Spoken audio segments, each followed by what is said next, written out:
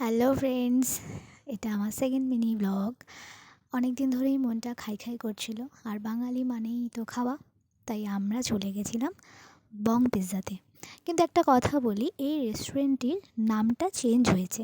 আগে ছিল বং পিৎজা, কিন্তু এখন এটা হয়ে গেছে বং এক্সপ্রেস। আর বাকিটা তো তোমাদের সাথে আমি শেয়ার করছি, তোমরা দেখো। ভেতরের অ্যাম্বিয়েন্স হচ্ছে ভীষণ সুন্দর, আর জায়গা বেশ অনেকটা আছে। কাপল ফ্যামিলি প্রত্যেকেই অ্যাটেন্ড করতে পারো, কোনো অসুবিধে নেই। আর এখানে এত সুন্দর ট্রেনের মধ্যে করে খাবার আসছিলো, আর দেখে তো ভীষণ ভালো লাগছিলো। আমাদের বড়োদেরই ভীষণ ভালো লাগছিলো, আর বাচ্চারা তো ভীষণ আনন্দ পাবে। মানে এত সুন্দর করে ওরা সার্ভ করছিলো, ট্রেনে করে খাবার আসছিল। আমরাও অর্ডার করেছিলাম বিরিয়ানি, তো ওটাও ট্রেনে করেই এসছে, তোমাদের সাথে শেয়ার করলাম।